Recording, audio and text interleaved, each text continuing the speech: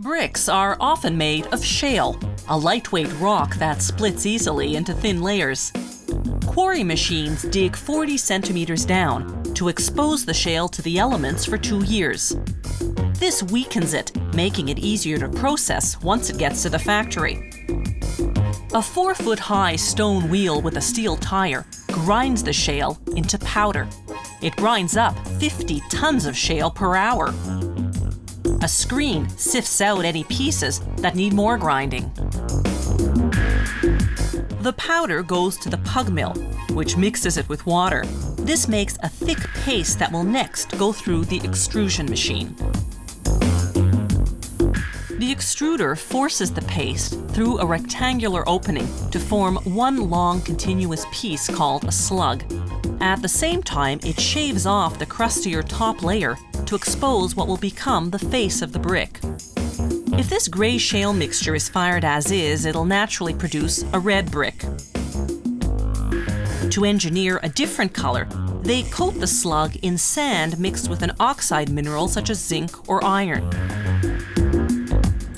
Next, they texture the surface with a textured roller. This is just one of many popular designs.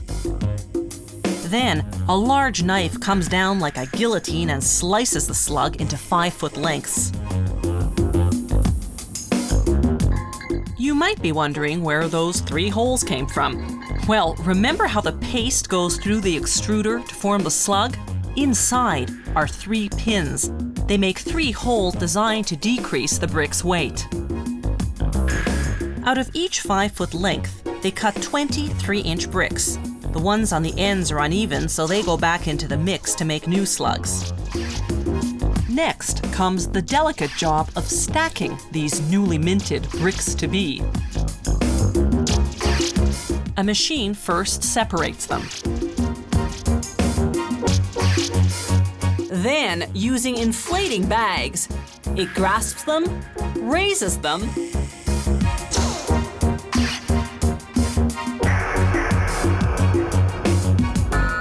then stacks them. Meanwhile, the water in the bricks is starting to evaporate. To hasten that process, the bricks go into a dryer for 2 days. The dryer gets its hot air from the heat generated by the kiln, where the bricks go next for firing. The kiln is really a giant oven. It bakes the bricks at 1,040 degrees Celsius. That's almost 2,000 degrees Fahrenheit.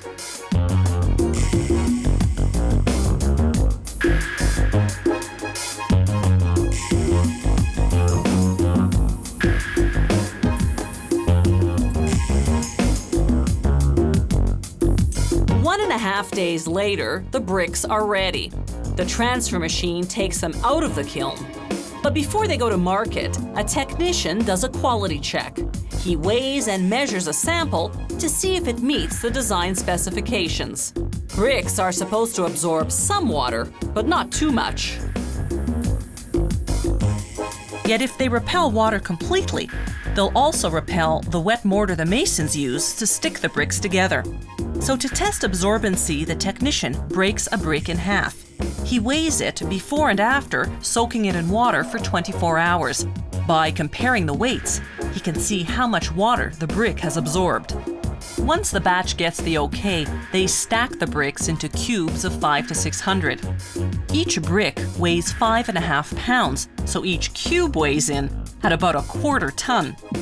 Brick is one of the sturdiest building materials around. It doesn't rot, fade, warp, or dent the way some other materials can. Bricks are also energy efficient. They absorb heat to help cool your house in the summer and hold heat to help keep it warmer in the winter.